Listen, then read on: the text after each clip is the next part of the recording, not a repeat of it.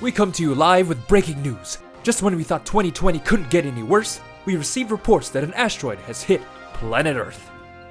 Why am I watching the news? But that's not all, as the impact of the meteor has caused a tear in time and space, resulting in the creation of another Earth. One much more evil and twisted, with the dark clones of every person on Earth.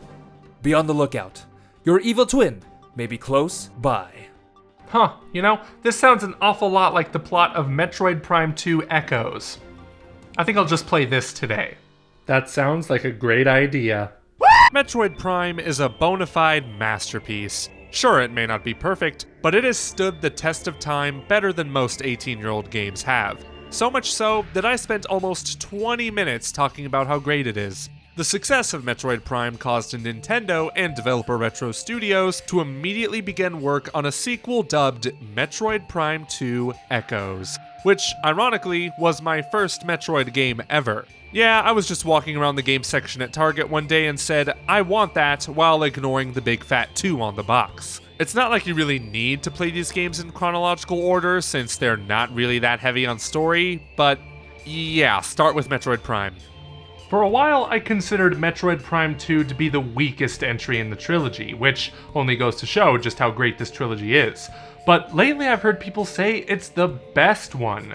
Very strange, but after I replayed Metroid Prime 1 and realized just how imperfect it is, I thought, maybe they're right. So let's find out and see if it really is the best one in the Yeah? Hey man, you got any cookies or something? All this trans-dimensional activity is making my blood sugar low. It's downstairs in the kitchen. I'm talking about a game. Get out of here! Alright, damn. Ugh, roommates. What are you gonna do? Guess you could say I'm living with myself. I never thought it would be this hard. So the story begins like any other Metroid game. Samus receives a Galactic Federation distress signal coming from the planet Aether. Aether? I hardly know her. Upon entering the planet's atmosphere, her ship gets struck by lightning and she has to make an emergency landing. Safe to say, she's gonna be stuck on this planet while her ship repairs itself. But like any good bounty hunter, she will not leave until she gets the job done and finds out where the signal came from. Luckily, her landing site is right next to a mobile Galactic Federation base. Unluckily, it's filled with hella dead guys. Don't worry, they won't be dead for long because they quickly turn into zombies. Fetch me their souls! Zombies in a Metroid game. This is what you call innovation. I mean, they're not re-deads, but they're something. After killing some George Romero film extras, Samus comes across a mysterious figure who, oddly enough, has very similar armor to her Varia suit. She's almost like a Dark Samus or something. A dark blue Samus, maybe? Anyway, Samus follows Dark Samus into a portal and, oh no, that's Phazon, the element that corrupted the planet of Talon 4 in the last game. Dark Samus then reveals itself to be hostile, shocker, and tries to shoot not Dark Samus. Ha! You missed! Nice try, jackass! I'm all the way over. In her weakened state, Samus fires off all her equipment and jumps back into the portal. Yes, her losing all her equipment is the same thing that happened in Metroid Prime 1, but this time you get to keep your Varia suit, Morph Ball, and Charge Beam, thank God. Samus continues her escapade throughout the planet and discovers the location of a Galactic Federation ship with more hella dead guys. Thankfully, one of these hella dead guys leaves behind a video diary explaining everything that happened. While they were tailing a space pirate ship heading towards Aether, their ship also got struck by lightning, forcing them to settle until repairs were complete. Long story short, they didn't live to tell the tale. Except for that one guy who sent the distress signal, at least they left behind the missiles. What really makes this scenario interesting is the scan visor. I went into a lot of detail about this feature in my video on Prime 1, and here it also adds more immersion to the world you're in. Scanning the dead soldiers allows you to read their data entries, some of which have rather grim endings. Like this guy's. He just died in a hole, with his last words being, "Hello." Samus then finds an elevator leading to a temple in the sky, to where she comes across resistance in the form of splinters, a giant splinter, and a giant dark splinter that goes down as easy as a first boss in a video game. This then leads her to the top of the temple where she meets Umos, Sentinel of the Luminoth, who are the main intelligent species on Aether. He explains that a meteor hit their planet some time ago, which caused a rift to tear in time and space, resulting in the creation of a dark Aether in its own dimension, and I can already hear Neil deGrasse Tyson shaking his head. Dark Aether is filled with dangerous shadow creatures called the Ing, and the Luminoth have been at war with them ever since. The only way to truly destroy them and their planet is to transfer the planetary energy from Dark Aether and bring it to Light Aether. And Samus is the only person to do it, seeing as she gained the energy transfer module after defeating the Dark Alpha Splinter. This adventure will take Samus to Agon Wastes, the Torvis Bog, the Sanctuary Fortress, and the game's overworld, the Temple Grounds. What I noticed right off the bat with these areas is that they're not as visually striking as the ones in Metroid Prime 1. Like, yeah, they still look great for a game from 2004, but man, the locations from Prime 1 really popped and stood out from one another. Sure, the locations in Prime 2 still stand out from one another, but how do I explain this? The color palettes are kinda dull, huh? Thank you, someone gets me. That's because I am you. Okay, I'm gonna sound real nitpicky, but bear with me for a second. Agon Wastes is super brown, Torvis Bog is super gray, and Sanctuary Fortress is kind of a blue-teal, but one that's washed out, you know what I mean? Alright, I'm done complaining about color palettes, and I'm ready to talk about the game. So how is it? It's great. It's Metroid Prime. Did you really expect me to say any different? And even though there are some annoying features about this game that I'll get to in a bit, Retro Studios also made some great improvements to this sequel. For one, the backtracking in the first game was more or less a pain, with a lot of walking and very few shortcuts. Prime 2 helps remedy this issue by placing more elevators to the other areas and including a fast travel option which unlocks during the endgame key hunt. Yes, there is another key hunt, but I'll get to that later. Another thing Retro Studios did really well was improve upon existing power-ups from the previous game, like the Spider Ball. The tool itself didn't change, but this time they got super creative with the tracks. Hell, you even had to fight a boss entirely in Morph Ball mode just to get it. The tracks in Prime 1 were mainly just used for transportation, but in 2, they're used in clever ways to solve puzzles and even fight some bosses. But that's not all, because the screw attack has finally made its debut in a 3D game. And while it can be used to attack enemies, it's mainly for traversal, helping you jump across large gaps and perform wall jumps. As cool as these gadgets are though, some of them feel kinda useless. Like, I only used the Seeker missiles to open a few doors and take down 1 or 2 enemy types, but that doesn't compare to what I consider the most useless item in all of Metroid, the Echo Visor. It's mainly used for a few puzzles and a few instances in some boss fights, doesn't really give you an upper hand in combat, and it doesn't help you find hidden things as much as the Dark Visor does.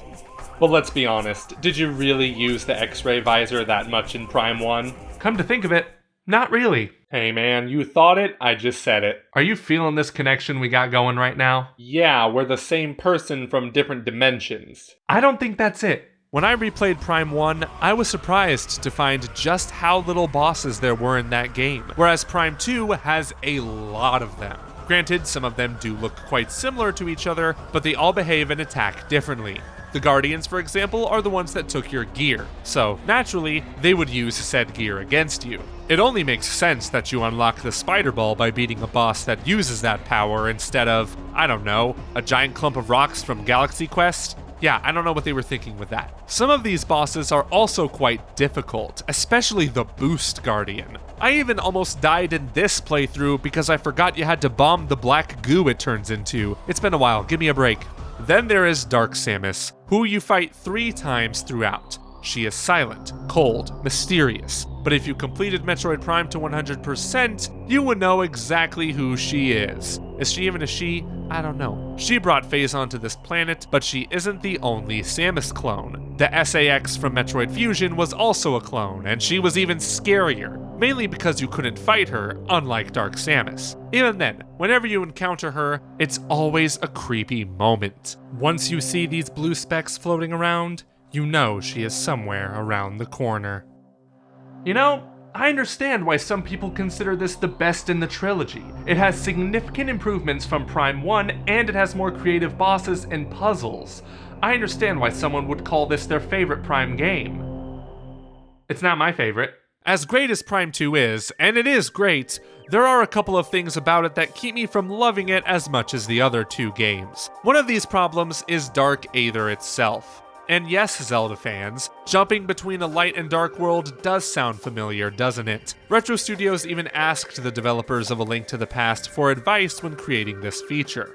The difference here is that the dark world in Zelda didn't damage you just by being in it. Yes, the atmosphere on Dark Aether literally tries to kill you. Come on, game. The real world already punishes me enough for existing. I don't want this in my video games. The way to avoid taking damage is by going inside safe havens that protect you from the atmosphere and also heal you a tiny bit. Fortunately, the worst of this happens at the beginning in Agon Wastes, as Samus gets suit upgrades that increase her resistance to the atmosphere. The dark suit slows down your health drain significantly, while the light suit makes you completely invulnerable to the atmosphere and the poison water. So in the end, Dark Aether isn't a game-breaking experience, but it's an annoying one nonetheless. Kind of like how beam ammo is limited. Wait, what? Yes, the 3 other beams you get in the game run on limited ammo, unlike the beams in literally every other Metroid game. This is also part of what makes the game more challenging, but considering the last Prime game gave the beams unlimited ammo, this certainly feels like a downgrade. In the developer's defense though, these are wickedly powerful beams. The Dark Beam, the Light Beam, and the Annihilator Beam, the latter of which uses ammo from both. And honestly, while I did find this an annoyance the first time I played Prime 2, it doesn't feel like as much of a problem now. It's really easy to get ammo, and even if you do run out, charging the beams will let you fire out a wimpy little shot if you need to open a door or something. The best part about the Light Beam is that if you shoot it at a safety beacon or crystal, it'll kill any dark enemy that goes near it. Like those annoying dark space pirate commandos. God, every time they show up, I just want to... Oh yeah, space pirates are back. And they brought Metroids with them, but they don't play nearly as big of a part as they do in the other two games. They're kind of just there. Don't worry though, you'll see a lot more of them in Prime 3. Just you wait. Now before I move on, yes, this game does have a multiplayer mode, and they really needed to add this mode because there was another space shooter that was made really popular because of its multiplayer. However, Metroid Prime 2's multiplayer doesn't feature online, it's 4-player local, and really, I wasn't that big of a fan of it. I would show you more of my own gameplay, but I don't have any friends to play with, so sorry. Am I a joke to you? So when you finally transfer the energy modules from the 3 areas into the Sky Temple, you unlock the Light Suit and the ability to fast travel between these areas. You have to do this because, surprise, it's time for another key hunt. One of the things I was annoyed by in Metroid Prime 1 was the hunt for Chozo artifacts to unlock the final boss, and that was because the painful backtracking just made the process slower than I feel like it should have been. This time, however, the Sky Temple keys were pretty much a piece of cake to find. I don't know if it's just because I remembered where they were already, or if the fast travel and elevators just made the hunt easier. That said, the clues to find them are found in the logbook, and my god, who designed this layout. Seriously, it's terrible. I had to keep checking the clues just to be sure I didn't already find them. Can I at least get like a checkbox or something? This is one thing they can fix when they port the trilogy to Switch, and my god, do they need to port the trilogy to Switch because the graphics need some serious touching up. Looks like I just paused a YouTube video at 144p. Okay, I got all the keys. Let's get to the final boss on this Dark Sky Temple, but if you don't want any spoilers, just skip to this time code right here. I know some of you are waiting for the Metroid Prime Trilogy to come to the Switch, so I don't want to spoil anything major. Just where is that Switch Prime Trilogy? Where is it? I need it. The first thing you see when you get to the temple is, a save station. How courteous, because what awaits ahead is truly horrifying. The final boss this time isn't a Prime Metroid, but an evil entity called Emperor Ing.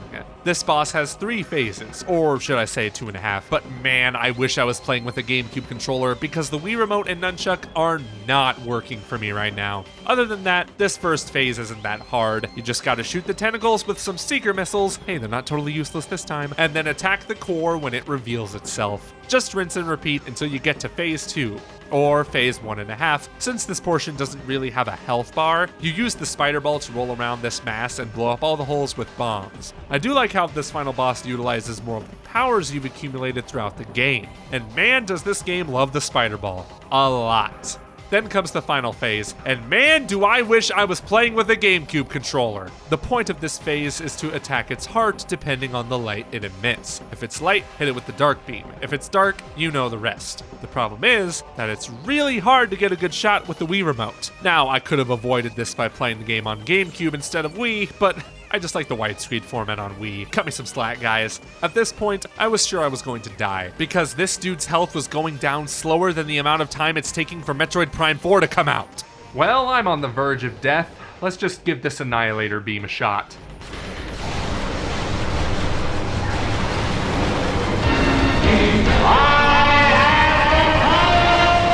After defeating Emperor Ing, Samus takes the final bit of energy from Dark Aether and makes her way back to Light Aether. That is until she is stopped a third time by Dark Samus Unmasked.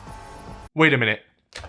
She's the Metroid Prime! How many times have you played this game? About a dozen! Get off my back! Once again, here's another fight hindered by Wii Remote pointer controls. The only way to kill Dark Samus is to use her Phazon attacks against her, and you do this by using your charge beam to collect Phazon particles to fire back. And for some reason, whenever I'm about to get a charge, 1 or 2 particles hit me and I lose it. And for that reason, this boss took me way longer to beat than it should have, but at least I made it before the time ran out. Of course, Dark Samus never really dies, so she decides to admire Samus's light, and fades away. Then Samus jumps back to Light Aether and watches Dark Aether internally combust. She then meets up with the remaining members of the Luminoth species who thank her for her heroics, and like the bamf she is, just walks out with a little wave goodbye. And since we got 75% of the items, we get to see her in her Zero suit. It's like the equivalent of getting into your jammies after a long day at work, you just gotta relax. Of course, if we got 100%, then we would know that Dark Samus's plans have just begun. So that's Metroid Prime 2 Echoes, and while I understand the sentiments that this might be the best game in the trilogy, I don't really feel like it is. In my opinion, there was something about the first Metroid Prime's atmosphere that truly set it above the rest. Even with its gaping flaws, I'm more likely to replay this game than I am Prime 2. Now you might be thinking this is just nostalgia talking, but remember, I played Prime 2 before 1. There is no first game bias at play here. And yes, while Prime 2 does have significant improvements over 1, the beam weapons having limited ammo and Dark Aether giving you damage are the two things keeping me from calling this the best Prime game. However, let me emphasize that this is just my opinion. Even though all 3 of these games were made by the same studio, they also feel unique from each other in many ways. So it's only natural that people have differing opinions on each game. And this is why I love this trilogy and Metroid as a whole. Each person walks away with a different experience. Maybe Metroid Prime 1 is your favorite because of the atmosphere. Maybe it's Prime 2 because of the bosses. Maybe it's Prime 3 because of all the action. But more on that in the future. In the end, everyone has their own opinions, and I'm not going to tell you you're wrong if I disagree with them, no matter how hard I want to. I must say, that is very mature of you. I really appreciate that. Thanks, Dark Joey. Dark Joey?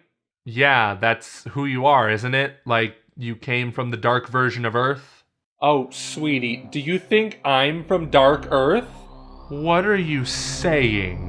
I'm saying, do you really think that your planet is not the bad one? I mean, you have murder hornets, dude!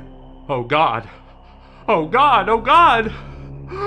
Oh, by the way, since my dimension doesn't suck, Metroid Prime 4 already came out. Wait, really? Is it true? How is it? It's good. It's weird that they made it a strategy RPG, though. No! Hey everyone, thank you so much for watching this video here on Ferris Wheel Pro. If you liked it, be sure to subscribe and hit that notification bell to know when I upload another video. And I would like to thank my Patreon supporters, Stephanie Ferris and Smash JT, for supporting me on Patreon. Thank you all so much for watching. This has been Ferris Wheel Pro, and I will see you on the next ride.